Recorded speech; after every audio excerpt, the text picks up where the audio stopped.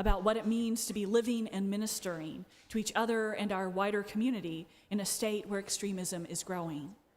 We've learned about the importance of tending healthy community practices and have leaned into developing new programs to meet our times while maintaining many of our pre-existing programs. We have a dynamic and skilled staff who are helping our congregation grow and develop and are creating a supportive environment. And we've been assessing and making changes to live within our financial means. While there's still more work to do, we've come a long way, have developed crucial new sources of revenue, and are well positioned to address future needs, as Michael will discuss in a few minutes. I'd like to talk a little bit about our vision of shared ministry. This past summer, to develop our vision of shared ministry for the 24 to 25 congregational year, the board and staff looked at what's happening in the larger community and world, our congregation's needs, and how we might use our congregation's unique gifts and resources to support our members and the wider community in our work of centering and living love. The vision of shared ministry is important because it gives all of us in the congregation, members, staff, and friends, goals and guidance to develop programs, initiatives, and partnerships each congregational year. When we looked at the work the congregation has done the past few years, how it's growing and changing, and paid attention to what's happening in the wider community, including growing extremism in Iowa and other places, the Board of Trustees updated our 3 themes from last year. Our first theme for this year is nourishing resilience as a community. In our vision of shared ministry, this includes creating joyful resistance to extremism, something we were doing today. Building bonds within our congregation, with allied groups, and with our surrounding community. Preparing for and attending to impacts of the November 2024 elections. Remember, we wrote this summer. Leaning into our covenantal tradition as we creatively and compassionately engage in difficult conversations and conflict.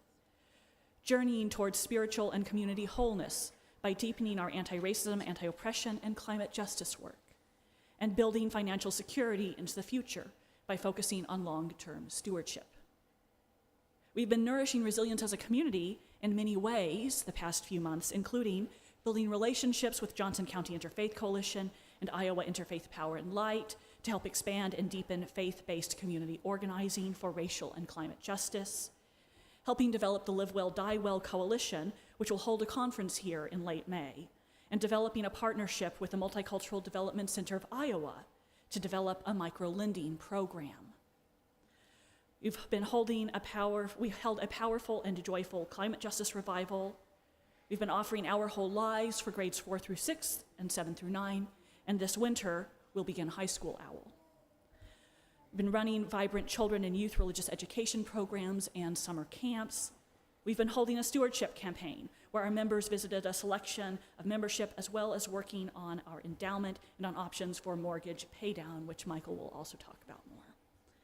We've been having Sunday worship services and connection opportunities, and we've had great concerts like Communa Lux, Peter Mayer, the Trimble Clefs, and this coming weekend, Solstice. The second part of our vision of shared ministry for this year is strengthening and developing our shared ministry. In our vision of shared ministry, this includes continuing to develop our culture of shared ministry at all levels of congregational life, developing and clarifying the policies and norms by which the board, staff, committees, and teams can best work together, share authority, and practice accountability, developing leadership skills and creating space for people to try new roles in a supportive environment, and engaging with our ministers, that is my sabbatical, as an opportunity for building congregational capacities, which Sarah will talk a little bit about. Some ways that we've been strengthening and developing our shared ministry include beginning a working relationship with Hope for Us, nurturing a fabulous staff team, continuing to develop our organizational structures for shared ministry, and serving as a teaching congregation for a ministerial intern. Developing a sabbatical committee, which will be sharing more information about coverage during my sabbatical in January, in addition to what Sarah's going to be sharing. Receiving a $58,000 grant to support our congregational preparedness work. Updating our AV computer and processes. Developing new revenue sources to support our congregation, and moving to a new financial tracking process that will be clearer and easier to administer. Jeff will also be talking a little bit more about how we've been developing our shared ministry.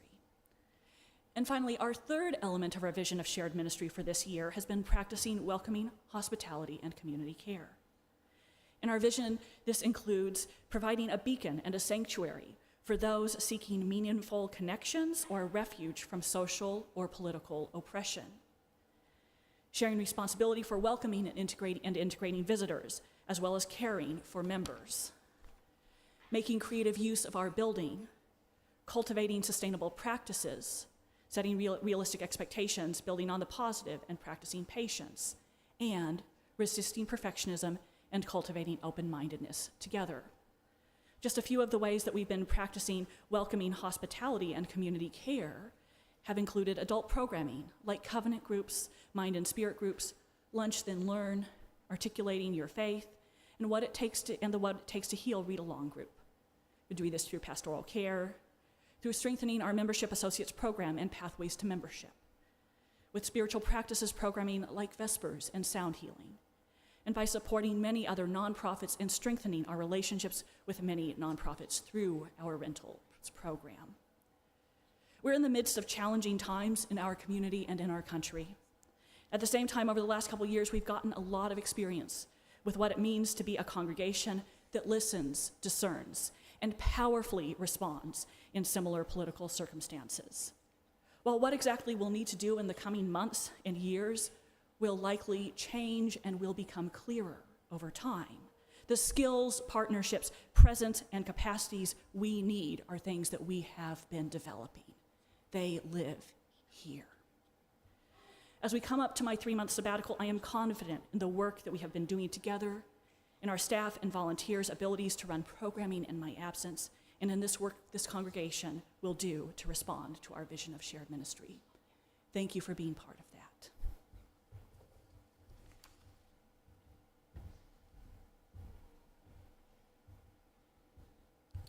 And now we'll hear a brief update from Sarah Ross, our Vice President, about some of the preparations that are being done for Reverend Diana's sabbatical.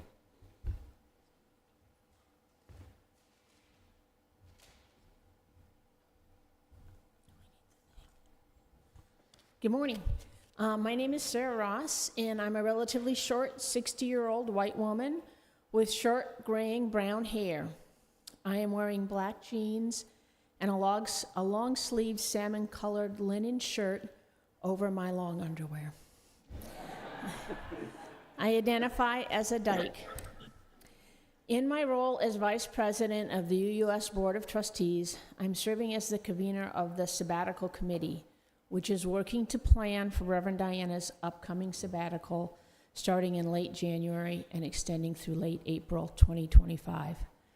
This report is meant to inform the congregation about the work this committee has been doing. Members of the committee are myself, Carmen Griggs, who also serves on the UUS Personnel Committee, Kara Beauchamp, who also serves as a worship associate team, Lois Cole, our community minister, Virginia Melroy, who also serves on the pastoral care team, our ministerial intern, Bridget Laughlin, and Reverend Diana. The Sabbatical Committee has been meeting monthly since September. Our purpose is to support the congregation in functioning effectively in Reverend Diana's absence. Our planning work has focused on 3 main areas: worship planning, pastoral care, and staff supervision. More detailed information about who to reach out to with questions, needs, or concerns will be published both online and on paper in mid-January. The Sabbatical Committee will continue to meet monthly during the sabbatical to provide support and direction to staff and ministry teams as needed. We welcome your questions and input.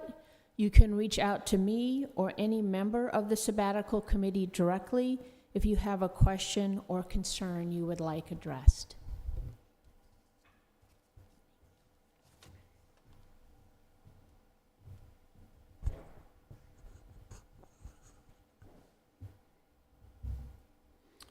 Okay, I'll give a brief update now from the board after I have a sip of water.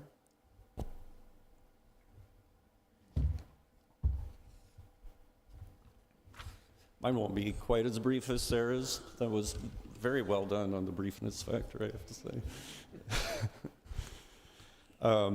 I'd actually like to start just by introducing the current board members. So Vice President Sarah Ross, if you all want to just kind of stand up here for a minute. Michael Honey Arcement, Treasurer, Lucy Gammon, Secretary, and then our three at-large trustees are Monique DiCarlo, Ian Colley, and Ernie Cox.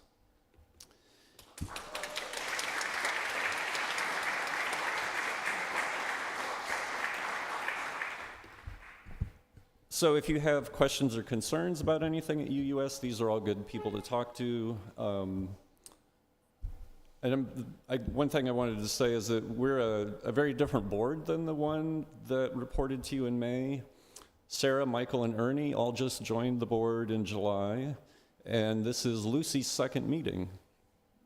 So the past 6 months for the board we've done a lot of good work, but it's largely been a process of building trust and a common sense of purpose among our new group.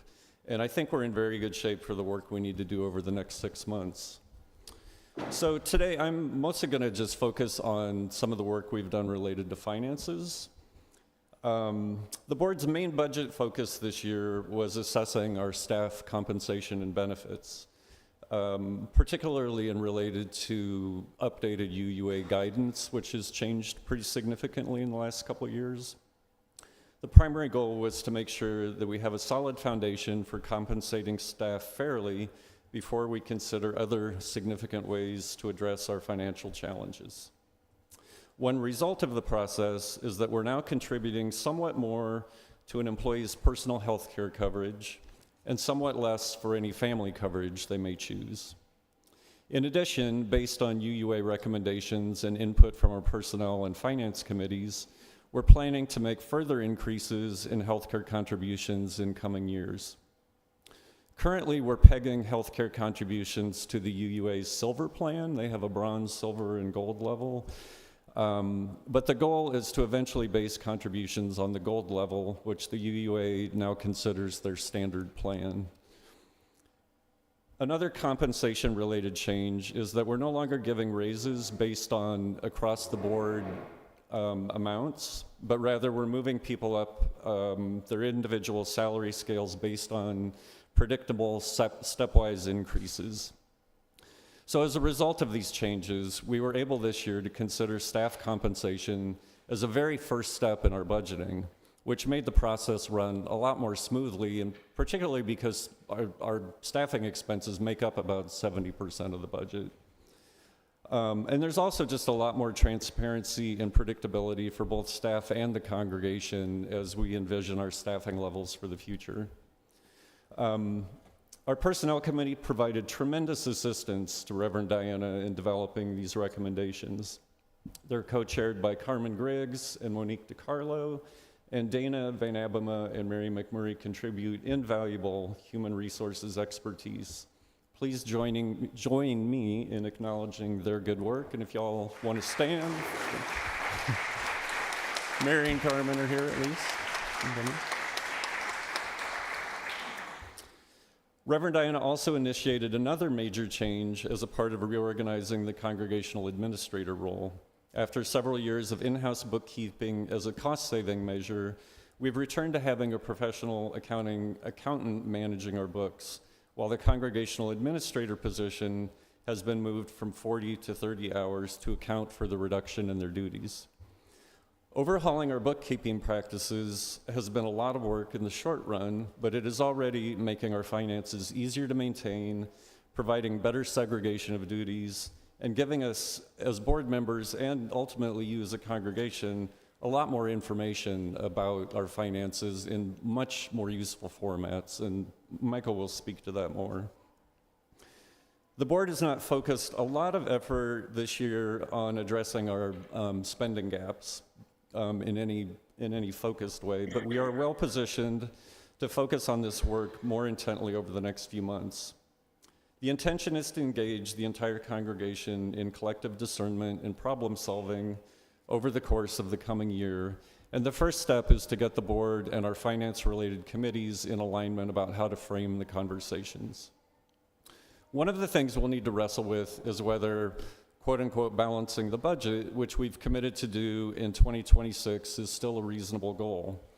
Given that salaries, benefits, and other predictable fixed expenses make up the vast majority of our budget, we generally end the year better than we project in our budgets. As that's the case, it may be reasonable to run small deficit budgets with the expectation that things are likely to work out in our favor over the course of the year. We'll be discussing this and other issues over the coming months. Finally, I'll leave you with a couple of hopeful things to think about now related to the Balanced Growth Initiative that the congregation adopted a couple of years ago. One of the BGI goals was to develop revenue streams from beyond our membership, which Reverend Diana alluded to. In the 2025 budget that Michael will present in a moment, nearly $100,000, or roughly 20% of our total income in this next budget, will come from outside the congregation in the form of summer camps and building rentals especially. While these programs require significant staff support and are not pure profit, they do reflect amazing work by Nick Kaplan and Sue Can, respectively, in leading the effort to bring in additional money, while connecting many hundreds of diverse guests to our place, our people, and our values. We are also increasingly benefiting from outside support to make important investments in our programming and operations. Our ministerial intern, potential work with Hope for Us consultants, and improvements to our building security are all being supported by multi-year grants totaling almost $75,000. Last but not least, I'll say a bit about our endowment. We as a congregation are fortunate that many past and present members have made generous legacy gifts to us to benefit us in perpetuity. And we're also fortunate for the good stewardship that endowment committee members have provided in managing these funds over the years. The general fund of the endowment currently totals about $1.1 million. The bad news is that the revenue generated from the endowment each year is entirely consumed by mortgage payments.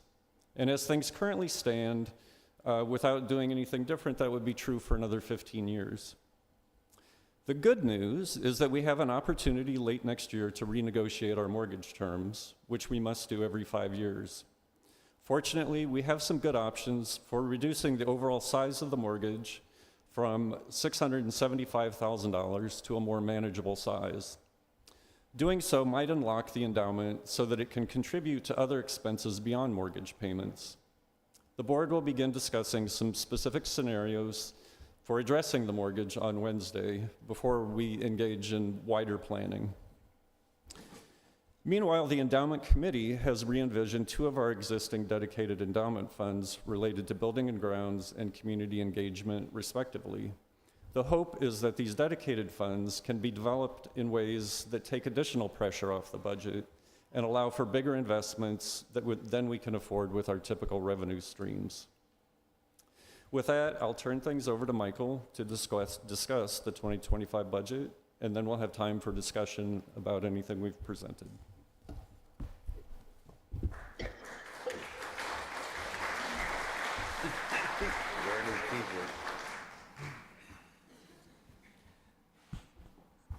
Thank you, Reverend Diana, Sarah, Jeff. And I want to greet everyone and thank you for risking your lives in the ice to get here today. I, for one, only fell a single-digit number of times on my way here. I'm going to call that a win. If any of you somehow do not know, my name is Michael Honey-Arsamont. I am your treasurer. I'm an elder millennial with graying hair, glasses, and I'm wearing a My Faith is Love UUA shirt. As I got into this role as treasurer, and I look back at all of my predecessors, and I thank them for all the work that they have done leading up to me, I knew that there were going to be significant changes in how I was going to do this budget and how we were going to track our expenses in 2025. Our administrator, Emma Barnum, had already announced that she was leaving and that we were going to be bringing in a new accounting firm. And with that came new accounting principles.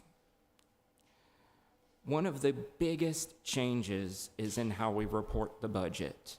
Christine, can you put the 2D matrix up on the screen? It should be like page 3. I know you will not be able to read anything up there. Page 3? Or one more page, I think. Maybe 4? Maybe 4. There it is. Sorry, off by one error. You're not going to be able to read this, but this is what I'm told, was mailed out to each and every one of you. This looks really complicated, but all it does is it breaks out our expenses from one just large list of charts. We had gotten up over like 300 different accounts that we could write a check from. In this new format, all of our spending is divided up into a fewer number of accounts spread out across different departments. And so we could see, hey, what is RE spending on supplies versus buildings and grounds on supplies, or what labor costs is per department. Our accounting firm is calling them departments. For us, it's our different ministries. And so it really does help break out, where are we spending our money? What are we spending our money on? Are things that are supposed to bring in revenue actually bringing in revenue? And I'm very happy to say that rentals and the summer camps are bringing in revenue.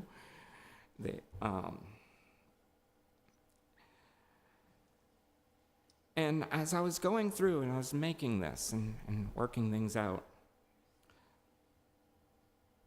I realized a few things. And so I'm going to share some of these with you.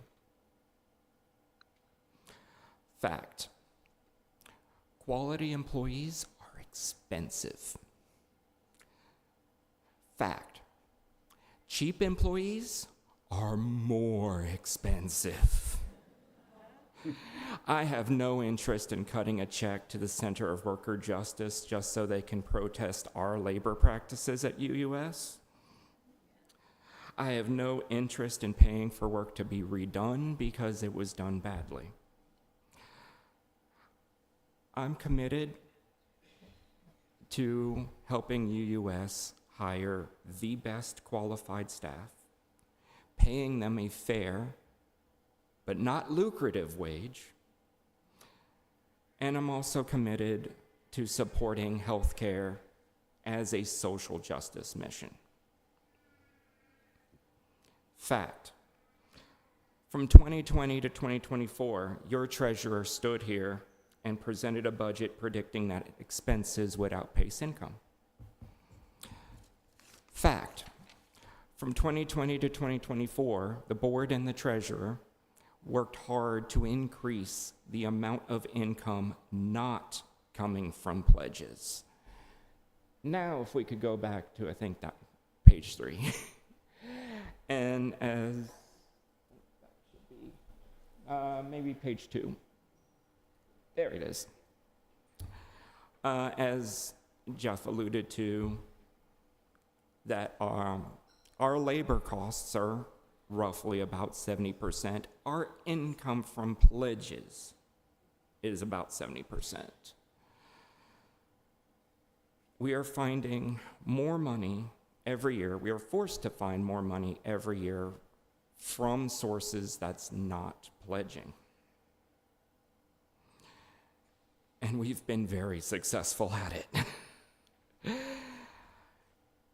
From 2020 to 2023, we can look at our bank account balance in January, and it is higher than that balance on a cash basis from the year prior. We have made money while we were deficit spending. Some of this can be explained by not paying our fair share of dues, something we want to fix. Some of this was pandemic grants or grants from the endowment.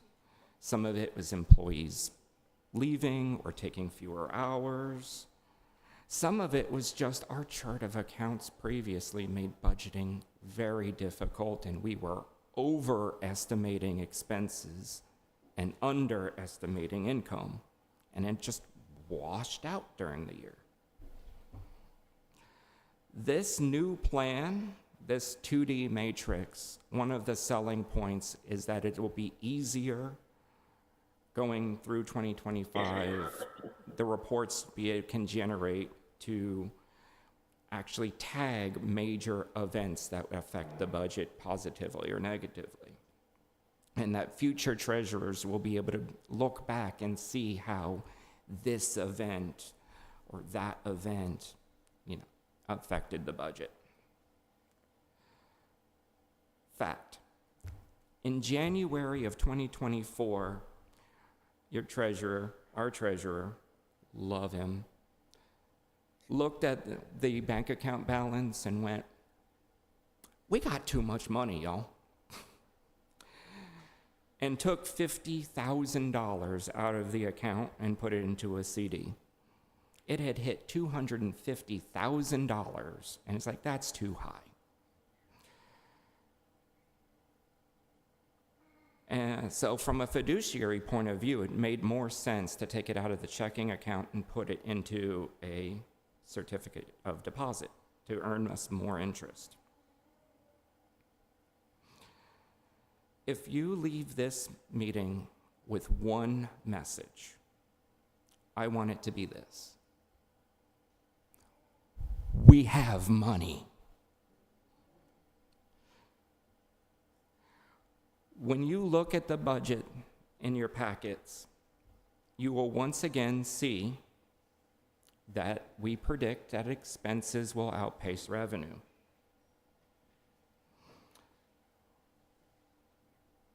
I hope you will take away that we've got the coffers to afford that.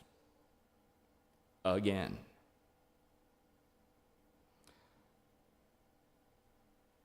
And now I hear you. You're not saying anything, but I still hear you.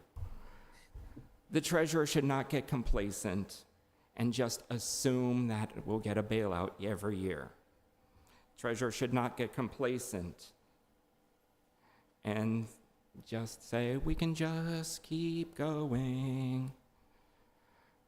At some point, we do need to get serious, and I'm proposing that we take 2025 to spend down the bailouts we already have, drain the coffers, and put 2026 on notice. 2026, I'm looking at you. We're going to solve the mortgage, pay it down, or eliminate it entirely. I am challenging to raise pledging revenue to $440,000. I'm putting everything on the table. Maybe you enjoyed the UUS strings enough that you're willing to pay some admission fee to hear them play. Pledging, historically, is not going to keep up. Maybe we can change that in the future. But bringing in other revenue sources is definitely going to be on the table. and we're going to try and do this in a transparent and collaborative process. Going into 2025, I'm hoping this new system will allow us better transparency on what accounts our checks are being paid from. Not everything needs to come from our operating budget. We have an amazing grant writer in Lucy Gannon who has already landed a Homeland Security grant that we'll be using to update building security, cameras, and other items to keep this congregation safe. There may be other grants out there that we can land for other possible expenses. I want to avoid paying for items out of the operating budget that we can get other organizations to pay for, that we can get grant money to pay for. The endowment is looking at moving to a more grant-based model, saying we have, the endowment has money, and moving towards a model where we actually start using it.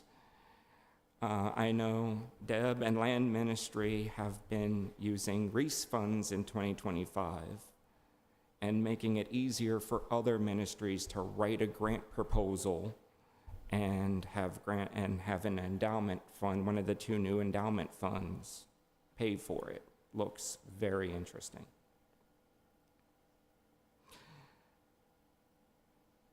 And if Land Ministry wants to write a grant to eliminate gadflies from our wonderful woods to promote more tourism out there, maybe there's a UUA grant for that. So, I thank you for listening to me rant, and I really hope that you will come with us on this journey on to 2025 and hopefully a very lucrative 2026. Thank you.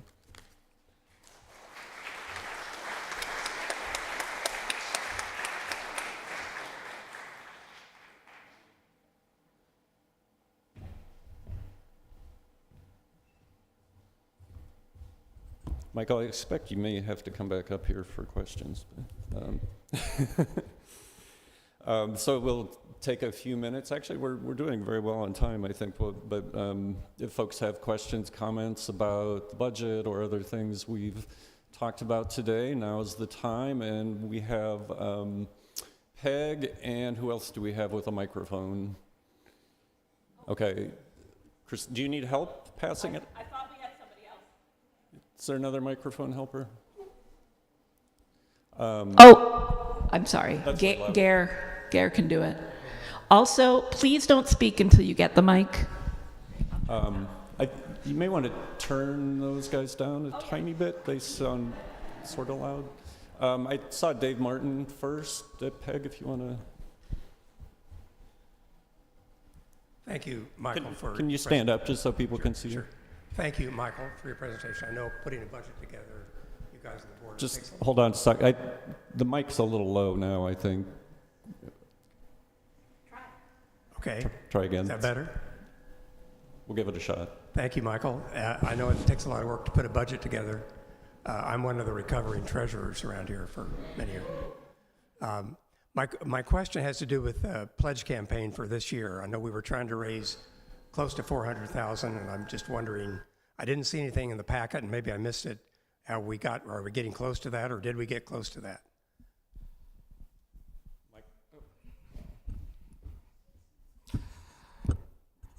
And I actually neglected to look up today's numbers. Is there somebody from stewardship who can actually answer that question? Microphone. Yes, we're at 367,000, and that's with the match. So we are at 87% of our $400,000 goal. Dave, does that? Yeah. And so, from a treasurer point of view, it's not, that number is not overly concerning. We have come up short by this meeting before, and then more pledges come in after this that gets us to our goal. So, Jim Olson?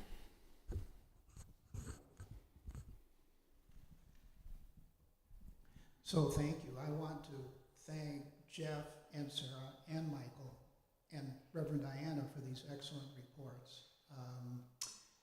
Very, very interesting to hear about the context in which these decisions are made. I applaud the transition in our record keeping, which you described. I applaud your promise that we're going to have a collaborative and engaging, congregational engaging process to really get serious. Not that we haven't been serious, but to really address our shortfalls. I have one, maybe two specific questions. You made reference to the fact that part of the reason we're doing so well is that we haven't been paying our fair share to the UUA. Is our fair share, full fair share, included in the 25 budget? yes, as presented, we are at 100%, I believe. It's at, no, double check, at least 90%, if not a full 100%, is in the budget that is presented to you right now.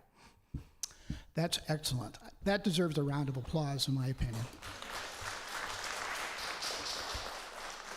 Jim, I wonder, do you want to maybe just explain what fair share is for people that So aren't I think, aware? well, I'm not quite sure I understand myself. You're asking me. I'm I not mean, quite. I couldn't do it if you want, but Well, so the UUA is supported by payments made by its member congregations, and there is an amount that each congregation is asked to pay, which is called the fair share. And I think I'm correct, but correct me if I'm wrong, that in recent years we have not been able to pay our fair share. And it's certainly obvious that we derive a great many benefits from the UUA. So I'm happy to hear that we're able to come close to paying our fair share, if not completely 100%, and we're moving in the right direction. we've actually been much closer than I thought we were, and it has come up recently in applying for grant funds from the UUA. The Hope for Us money is not available to us unless we are committed to becoming fair share, if not already there. So it's important if we want more than just basic services. And one of the most important things they do is when you need to hire a minister, they're the folks that run that entire process. So we're kind of out on a limb if we're not participating the way we should be. So I'd like to make two comments, if I may. One, thank the stewardship team for its excellent work and its result, but I think our pledge income is flat, and I think our membership is flat, and I think those are things we have to address. When I hear Michael talk about 440,000 goal for 26, I'm a little nervous about that. And secondly, about grants. If Dave is a recovering treasurer, I am a recovering grant writer. And I'm delighted to hear that Lucy is showing great effectiveness in writing successful proposals. But I'm a little bit nervous about the emphasis given to grants as a way out of our financial situation. So it's just I don't know, that's not very helpful, but I just am a little bit skeptical about that. And I certainly applaud Lucy for her work. Yes, it's part of the thinking outside, or the creativity of having to come into this role as a treasurer, of looking at where does the money come from, where can we get things. Not every answer is just cut. And so at some point you have to look at the other side of the equation. And grants are, it's not a silver bullet, obviously. It's a possibility. It's something to pursue more than maybe we have had in the past as a contributive additional source of income, but not something to go in and rely on. It's going in of, if we've got some one-off expenses, maybe we can find some grant to go in and cover these things. And then I'm also applauding, and I don't want, hopefully I'm not overly playing endowment's hand, but I've heard good things about possibilities of making endowment money more available, not just to the board, probably not to the board, but to the individual ministries, that if you want to do something big, like, I don't know, some social justice parade through the prisons, there'll be a endowment fund that you could write a grant to, and they'll look at that and say, yeah, we want to support that, here's the check. More questions? Susan Salterberg over this side. Can you just remind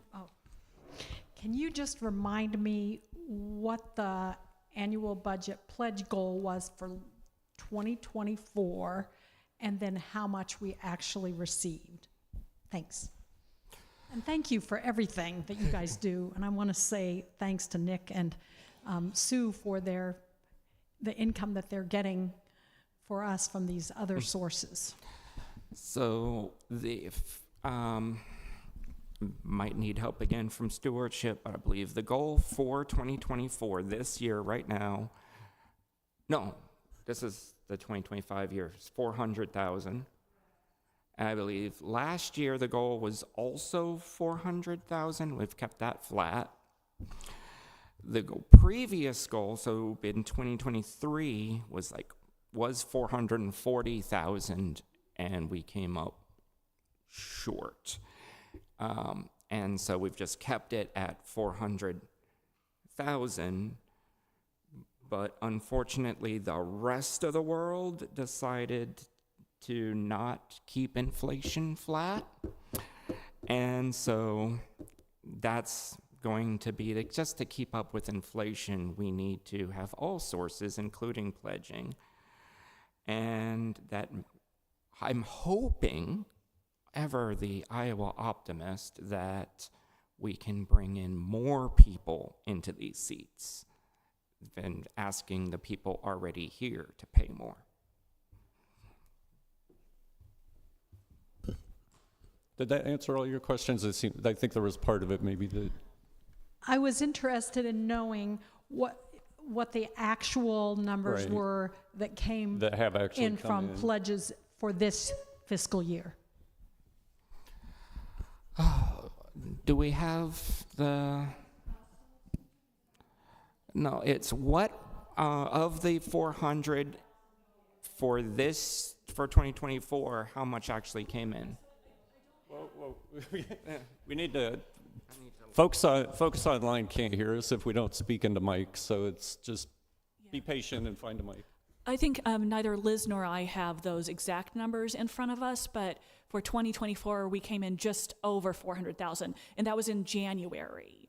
And so typically what has happened in this congregation is that our pledge campaign has been quite slow, which, as Michael was saying, is challenging for our budget process, because it means we are always at this meeting not having gotten to that goal.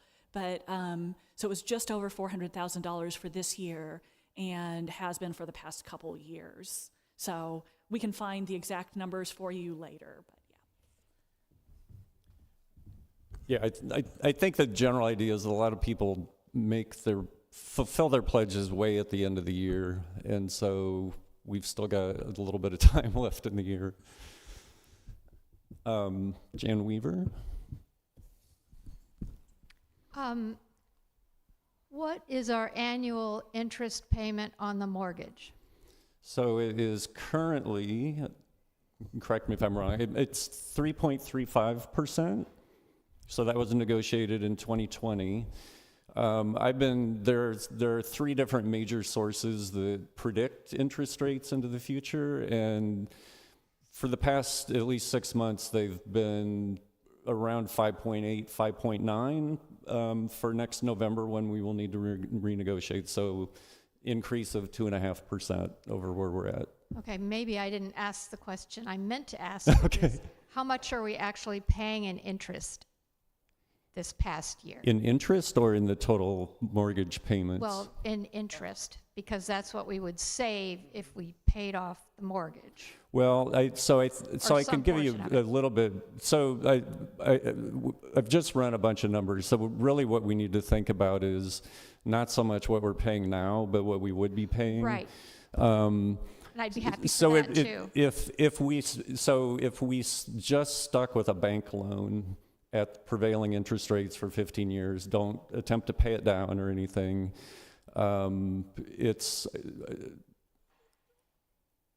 I don't know. It's in the hundreds of thousands of dollars. It's probably $250,000 over 15 years.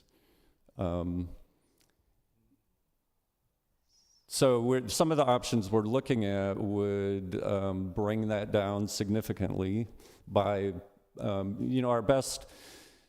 our best option if we stick with a bank loan is to reduce the size of the mortgage, right? And then interest payment. And then if we get it down low enough, we can potentially also reduce from 15 years to 10 years, which would reduce still further.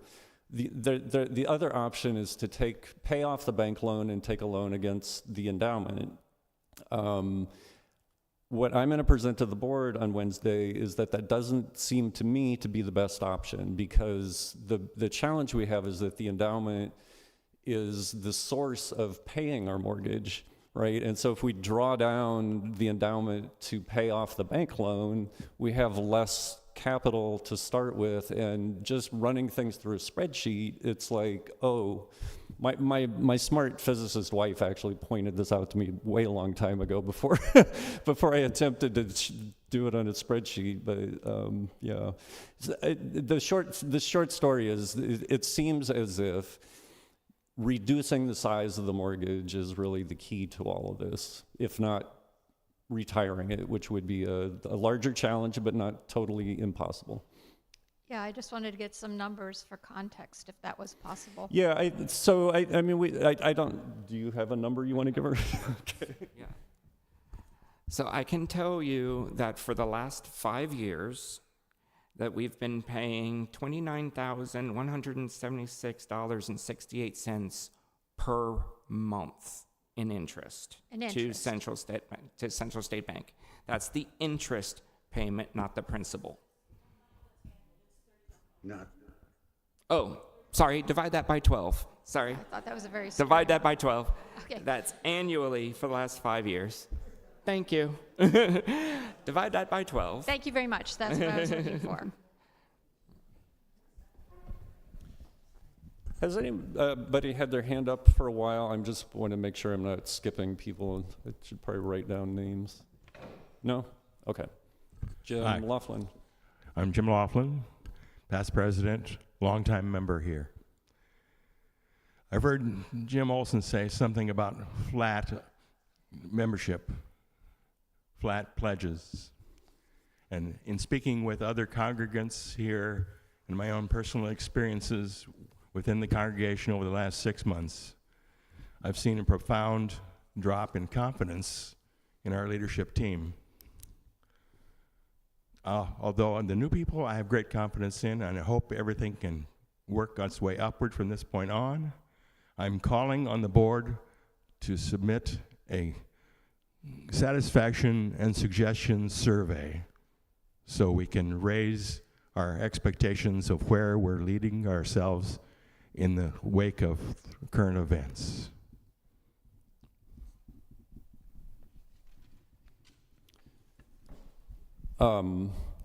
Thank you for your suggestion. I've noted that. If you have more specifics about the kinds of things you want us to survey and want to send an email or something, that would be helpful. Or if you want to come to a board meeting and provide more specifics. Other questions, comments?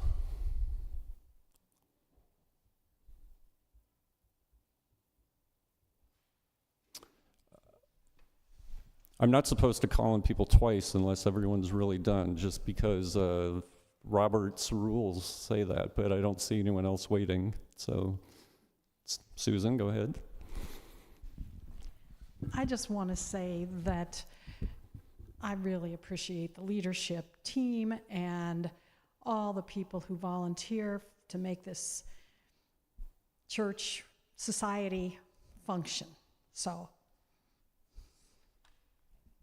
thank you. If we're at the end of questions, the main thing we need to accomplish is to... Are you raising your...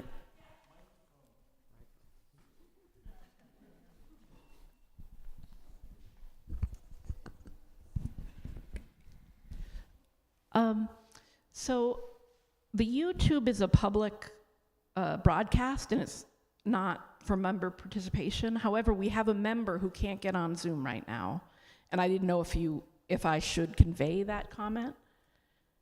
I'm sorry, you have a comment on Zoom? The comment I have on YouTube is from a member. Yeah. And I wanted to know if I can, convey it, Sure. because it's not on Zoom, which is the member. That's for members. Should I read it or not? It's from a member. Yes, it Yeah, is. Okay. Sure. So this is from Hillary Higgins, and I actually am not clear on what she's saying, so if she's listening, I'd like her to type more clarification. But here's what she wrote. I would like to hear about what the board discussed regarding our caustic government-elect and what they anticipated in action taking. So first, Hillary can hear me on YouTube, so I'd like her to comment again, because I'm not really sure I'm not clear what that means. Well, Maybe she's talking about the general government. Yeah, I think so. So Reverend Diana spoke to this a little bit. I don't know that the board is doing a specific response, but I think at a congregational level, really Reverend Diana and all of us are looking at ways to respond, right? Our ministry teams, the board is certainly talking about and thinking about, how we reach out to new people or how we partner with Johnson County Interfaith Coalition and things like that in response to politics and everything else going on in society, climate change, all that stuff. But I guess one thing I would say about board meetings is that maybe is not obvious, is that we meet once a month. And we try to keep meetings to 2.5 hours, and the first half hour is usually check-in and kind of getting our bearings.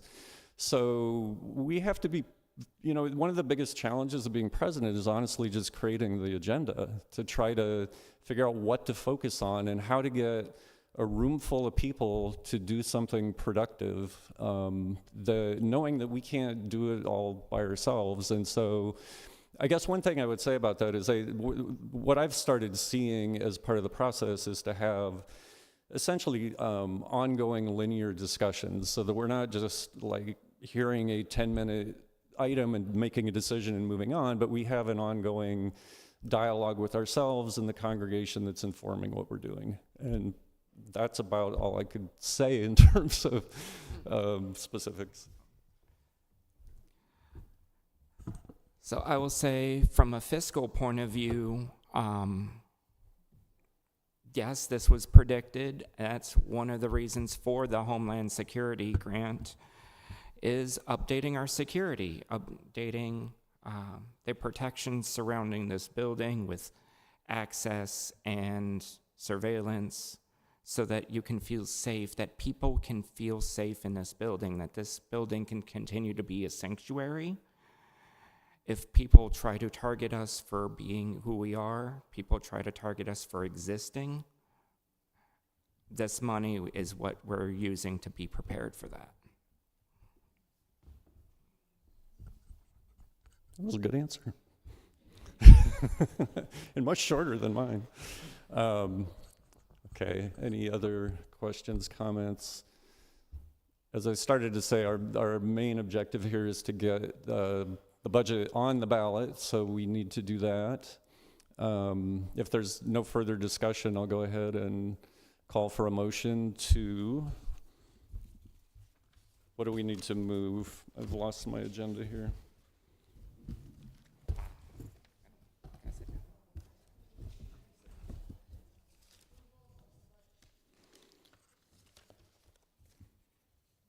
Actually, this is the treasurer is supposed to make this motion according to my agenda.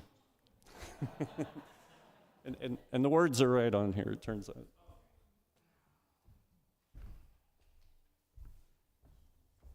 What am I making? Oh. Treasurer's motion to adopt the 2025 budget as presented. Oh. Do I have a second? I got to do this, sorry. Oh. Phil Beck seconds. Okay, so that's all we need to do there. We are at the point of announcements, and really the only announcement I have is related to the balloting. Christine Etler passed me earlier. If I can unfold it.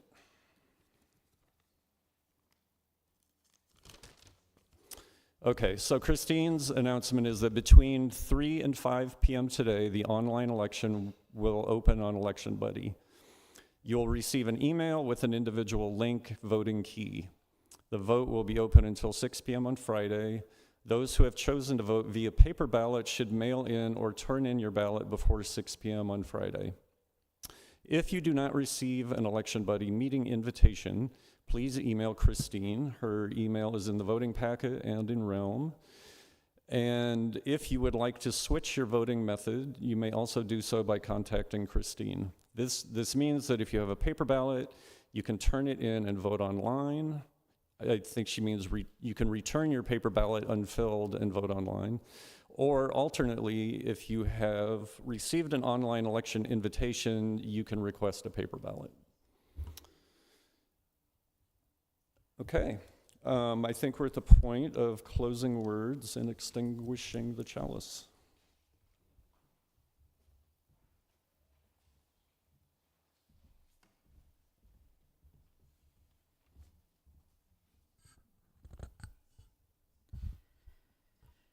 Emily Richards writes, please take a moment to become present, to pause and to notice how you are in this moment. Our work here this afternoon is at an end, and our work has just begun. The work of holding one another and this community in love. The work of trusting that we are on the right path. The work of believing that what connects us is stronger than what separates us. The work of engaging in that which makes us whole. The work of deeper understanding and commitment. The work of letting go of that which does not serve us. The work of radical inclusion. The work of collective liberation. The work of this beloved community. A beloved community of which we are all part. A place where we are welcomed, respected, valued, cherished. A place where we belong. Go in peace.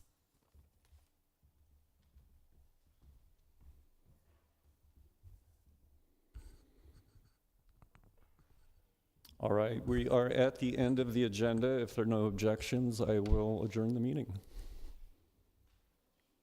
Hearing none, have a wonderful afternoon. Thanks for being here.